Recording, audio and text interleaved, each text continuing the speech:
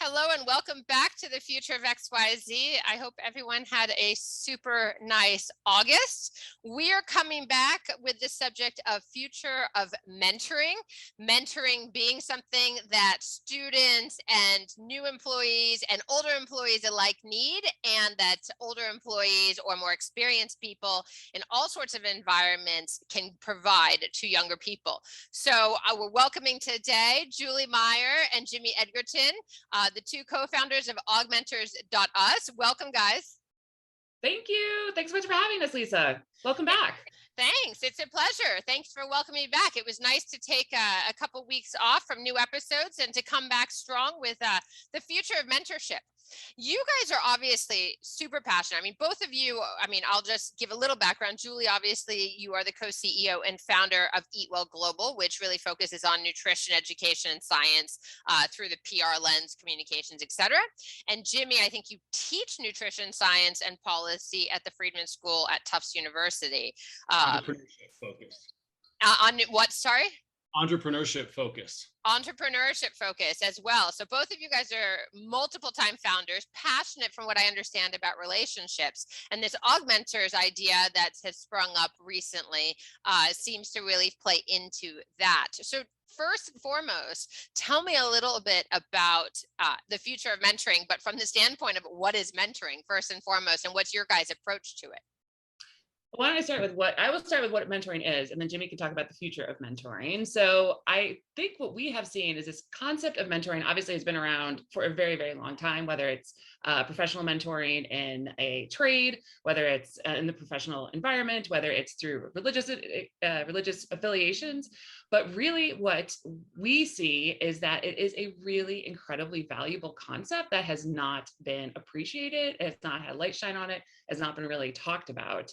But when you get to talk to people, a lot of them talk about these really valuable mentors they've had. So I think that's kind of what the past of mentoring has been. It's quite formal. You kind of imagine like an old white guy behind a desk, looking down on you and telling you things.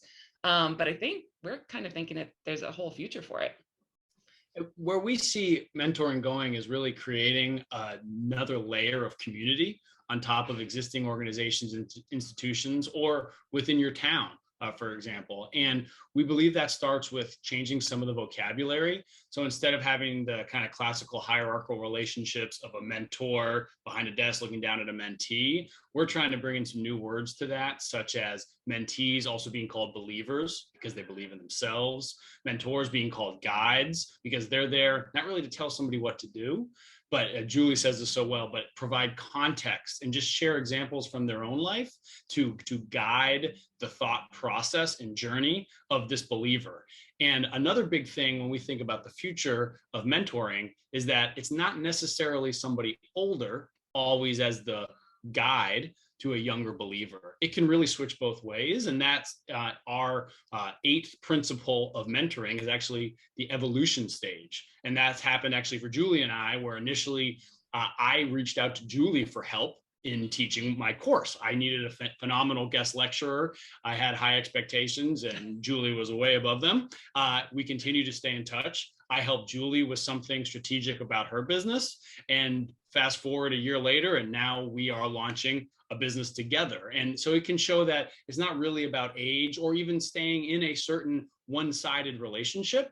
It starts with caring about another individual, just like you do socially or professionally or romantically. It's like any other kind of relationship. Well, it's interesting because, this word relationship keeps coming back in it. And I think when we think about, especially now, right? It's September, we're about to hit Labor Day. People are coming back from summer breaks. COVID, like some people are going back to the workplace for the first time in a long time. Students are maybe coming out of for their first jobs, or, it's an exciting time and it's a ripe opportunity for those relationships to develop. And I'm very curious about that. So if you, in your approach, you're talking about language and steps and stages. I've always thought about mentoring as having kind of the formal component if you're in a school or a business environment where you might be assigned a mentor, mentee, or it might be something you officially ask or encouraged to do. And then there are the informal relationships that just kind of take on that form. And sometimes the mentor-mentee kind of dynamic can shift as you were just describing. How are you guys specifically at AugMentors, talking about it, exploring it, supporting mentorship? Yeah, well, we actually have come up with a 8 principle process. We sat down and we actually recorded 8 episodes of just Jimmy and I talking about 8 different steps we sort of see on the whole process. And I think you can jump in the middle, you can jump in at the end, like you're saying. It's not kind of this, you have to follow all 8 steps to get to the end. It kind of goes back and forth. So starting with your vision and setting an idea of what do you actually want for yourself, which we see as kind of an internal world. And I love, Lisa, what you're saying about the idea of it could be all these different people. So for us, we see it both. It could be professional, but it could also be personal. Maybe there's somebody that you see that's really living their life in a way that you're really related to, or they could be at the professional as well. We call it kind of the Venn diagram of both of those. So I think our 8 principles that kind of flex back and forth is really provides context that we feel like hasn't really existed around mentoring. Yeah, our goal is to give folks, just like Julie and I always say, we're on a journey. So these are 8 principles along your journey, going all the way from vision to then setting a roadmap and some guardrails. We then go into how you go out and search for a potentially new mentor. We then talk about actually the pitch and how to reach out and begin that process. We get into then building connection and rapport. From there, it's consistency of that relationship over time. Number 7 is firewalking and really being proactive, where you can think through somebody else's relationships. And then lastly, the 8th principle is evolutions. But of course, Julie and I always want to make things kind of more fun. We're always enjoying our conversation. So we have spirit guides for all 8 of our principles. So our first principle, vision, our spirit guide is Bob Ross, because he creates a more beautiful bubbling brook. I don't know, you have to decide. Do you want to be on the mountain? Do you want to be at the stream? Do you want to be at the fireside with the cowboys? You don't really know. It gives you a chance to think about it. And that really helps create then these symbols, and coming back to what's the vocabulary we're using here. Julie and I both have experience in marketing, so we understand that language really does shape culture. So when we're talking about Bob Ross, it's something that can help stick in your brain a little more than just, vision. How do I execute a personal vision? Julie and I, there's no way we could talk about that in an engaging way. When we start saying, hey, look, you're going to have a palette of colors, and you're going to need to have a foundation that's an easel, and you're going to need to be able to have 2 different ways of looking at yourself, that Venn diagram of, personal interests and professional aspirations. Well, that's the 2 different size brushes that Bob would always use. So now you have these 3 actionable symbols moving within a spirit guide, and now you have these steps that you can really take to hopefully form new meaningful relationships. And is this these steps, and I mean the spirit guide thing is hilarious, so it's not hilarious, but I understand that in the marketing speak it's something differentiated and catchy, so I get that. Is it based on a science? I mean, it's funny with mentorship, right? I mean, I don't know if there's science and research to support the importance of it or the impact that mentoring can have, but I mean, I've shared with both of you previously, and I'm pretty clear about sharing this before. I mean, I haven't really ever had a mentor. And, that I think is a major consideration in, my own personal journey and my own professional journey. There have been people who have obviously been augmentors, if you will, in my journey and my life, to use your guys' language, but there have not necessarily been mentors. I have acted as a mentor, which is one of my favorite roles, largely because I see its impact having not had it. So in the process that you guys are developing and the way you're looking at it, is there science behind this? Is there evidence? How? I mean, Jimmy, you're an academic at heart. Maybe not at heart, but in practice. So it's a great question on science, which I'll come to in a second. But first, I'll say is one of our overarching thought processes that we tell everybody is never look for a mentor by saying, "Will you be my mentor?" That's never going to work. And that Julie and I came to this just realizing, trying to talk about what is a mentor? What are all these people doing, reaching out to Julie, trying to get a job down the road, or students reaching out to me, hoping I can help them, connect them for a job down the road. And really what it was, it's a mentor is anybody who you don't pay, because if you pay them, it's a consultant. And it's not somebody who you're then showing up with on a regular basis, because that's a coach. So, and it's also not a friend, and it's this acquaintance who is kind of professional. So to us, it's a word that doesn't have some of this real definition behind it. Yeah. And on the science side, this is a social science. Julie and I are not going to pretend that we've done deep sociological research or done an ethnography of any kind, other than we have gone out and spoken to hundreds of people about what they've experienced in mentoring. And I think almost everybody who's worked in some kind of corporate company has said, yeah, the first Tuesday of every month, I have lunch with Bob. And it's not fun, it's bad food and worse conversation, and everybody has something like that, and we really want to say, well, let's just try to make those conversations better when they do start, and try to have people first care about each other rather than just like try to meet whatever needs that their HR company said. So that's kind of the first thing, and then Julie and I started getting really educated about what's formalized in mentoring already, because again, we're not trying to say we are experts in mentoring. There are people out there like Kari Brown with Capital Partners for Education, who's been doing mentoring programs on the nonprofit level for 20 years, specifically with teenagers and getting them from underserved neighborhoods through high school and into college. And that's a very specific, focused mentoring service. Kari can educate the hell out of you on that. We're not trying to do that. We're trying to give a vocabulary and some actionable steps for individuals. And we're much more on the professional side, as we said, folks in their 20s and 30s, graduate degrees, second jobs. Yep. But there's also a very specific point about youth. And then there's kind of that, college age as well. So for us, our goal is that once we can continue to bring mentoring more as what is it? Then we can start having more studies and really trying to have, hopefully some that's not even epidemiological, but really trying to set up some social experiments to understanding how mentoring can get people, further, faster together. And Lisa, just to build really quickly, we'd love to see how, as we really roll out these 8 principles to organizations, just to start to see how it works. Are they getting better employee engagement? Are they finding that that these relationships are being developed? Are they lasting over time? So I think as we start to really be out there talking about it more, which is such a great forum for us with you, thank you for that, is that we'll start to see how this works. But I think entrepreneurs, and we're very optimistic. So of course, we just feel that it will be great. No, and I think it's really interesting because I think the when Jimmy was chatting about like the nonprofits that are dedicated to kind of helping kids from underserved communities. I mean, I've been a mentor for Year Up for a couple of years, which is a nonprofit program helping underserved kids. Yesterday, yeah, they're great. Oh, interesting. Yeah, it's a fascinating program, like helping kids right out of high school, largely while they're in college, get jobs at big corporations. The girl I was working with, she was first kid to go to college. She was going to school locally in New York, and she had an internship with Salesforce. I mean, the experience is unparalleled, but she had no idea for the large part how to navigate her classes, her personal, life, her the balance of everything, the job, the work, how to show up, how to manage all of that. And it was a really satisfying experience in a lot of ways, because you actually could help the development. Now, that Year Up is a time-bound obligation, right, on both parties' sides before there's a graduation.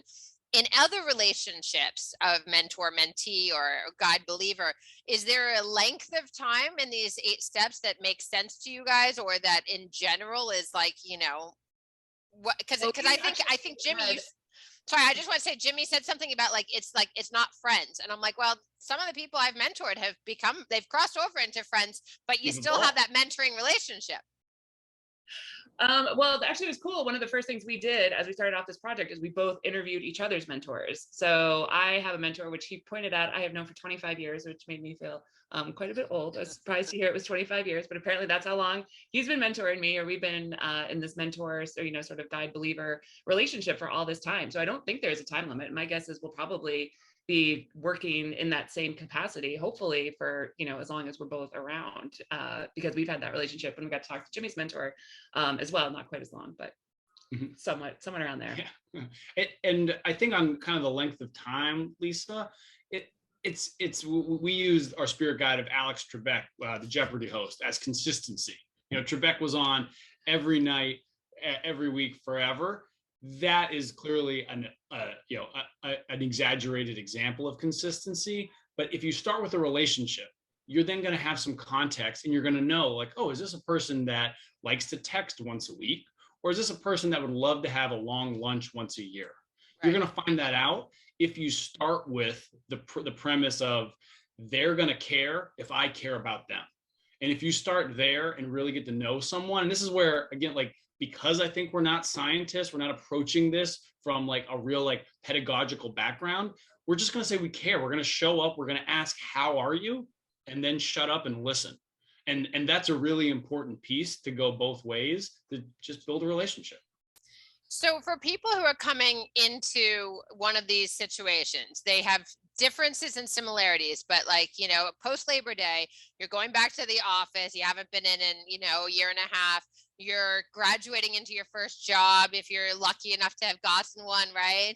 Or, you know, you're changing jobs or whatever the situation is. What do you recommend to people? You know, you said formally asking for a mentor isn't the way to do it. So what are the kind of ways that people can seek out these relationships on either side? Well, I'd like to refer to our spirit guide for the pitch of QVC, because we feel that when we had to stop and think about who is phenomenal at pitching, obviously QVC has some upsides and downsides, but the idea of really that approach, and it's something actually we just talked about quite a bit even yesterday, is when you are in that new place, you know, again, you have the 8 principles starting with vision, but when you go to actually really approach somebody, you know, do your homework, like done your research, think about what it is that this particular person that you would like to learn more from, what are they offering? We always say, you know, flattery gets you really far. See what they've done, read their articles, you know, approach them and say, wow, I saw that you're doing somebody, let's say somebody wants to be a podcast release. They want to be doing something really cool like you, like they would love to, you know, they've watched this episode, they've watched that episode. So really being personalized and not too forward. That's the other thing that we really talked a lot about too, is just approaching in a really approachable way. Don't send 10 emails, you know, send one, give time, but be really specific and be specific in your ask. I think, what else? Yeah, and then one other thing, like Lisa, you're talking about the believer mentee who you were working with when she was starting her new job. And for me, I remember doing that the first time. I'm like, wait, nobody knows what to do the first time. That's totally normal. And anybody that's mean or rude to somebody when they're first starting at a new company or a new job, or even back to the office, that mean or rudeness isn't about you. That's about the person who is just having a tough day. As long as you don't internalize that and know that you are actually doing your best and trying, I think that's kind of like the foundational starting point. And then again, just like think about others. Be like, hey, that's a sweet coffee mug. Did you make that over COVID? The person might be like, absolutely not. I can't make anything. And you laugh, and boom, you already have a relationship. Or they might be like, actually, pottery is my new jam. You know, who knows? You know, it's like simple things where it doesn't have to even be small talk. It's just like, wait, I'm actually like that coffee mug. Cool. It comes down to connecting, and again, relationships. And I think you guys have said it really nicely, which is about care. I mean, ultimately the mentorship relationship is about caring.